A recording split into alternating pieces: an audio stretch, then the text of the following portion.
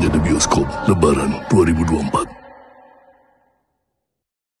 Menjadi perbincangan hangat sejak perilisannya, film Siksa Kubur menghadirkan sebuah film horor religi yang berbeda dari biasanya.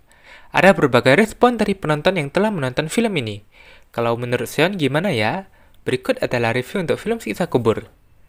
Sebelum mulai, Sean mau ngasih tahu nih, kalau review yang Sean berikan merupakan pendapat dari Sean sendiri sebagai penonton biasa ya.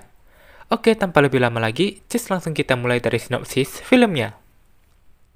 Setelah kedua orang tuanya menjadi korban bom bunuh diri, Sita jadi tidak percaya agama. Sejak saat itu, tujuan hidup Sita hanya satu, yaitu mencari orang yang paling berdosa, dan ketika orang itu meninggal, Sita ingin ikut masuk ke dalam kuburannya untuk membuktikan bahwa siksa kubur tidak ada dan agama tidak nyata. Namun, tentunya ada konsekuensi yang mengerikan bagi mereka yang tak percaya. Hal pertama yang saya sukai dan sudah sering saya singgung dari video siksa kubur yang kemarin-kemarin adalah pemilihan cast-nya. Di sini, semua pemainnya mulai dari pemeran utama, pemeran senior, pemeran anak kecil, semuanya top banget. Gak ada yang miss dan aktingnya juga bagus banget. Lalu untuk segi cerita yang dibawa cukup berat dan harus fokus ketika menontonnya. Dari babak pertama sampai kedua filmnya memang agak terasa lambat, tetapi dari segi dialognya yang membuat film ini menjadi lebih spesial. Dialog yang dilontarkan memiliki makna yang dalam selama penceritaannya, sehingga ketika mencapai klimaks, kita bisa melihat ketakutan Sita terhadap siksa kubur. Kalau dari segi horor sudah cukup baik dalam penempatannya. Sound design serta sinematografi juga menghidupkan suasana menjadi lebih seram. Dan yang terakhir untuk endingnya juga sudah cukup bagus untuk membuat penonton ikutan berdiskusi.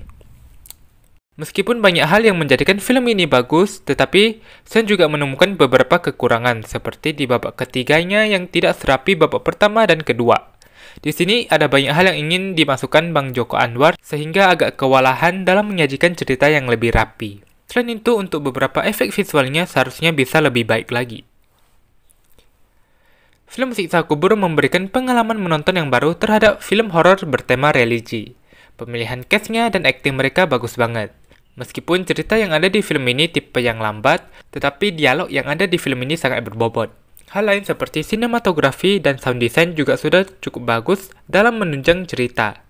Sayangnya ketika masuk ke babak ketiganya, ceritanya tidak serapi babak pertama dan babak kedua.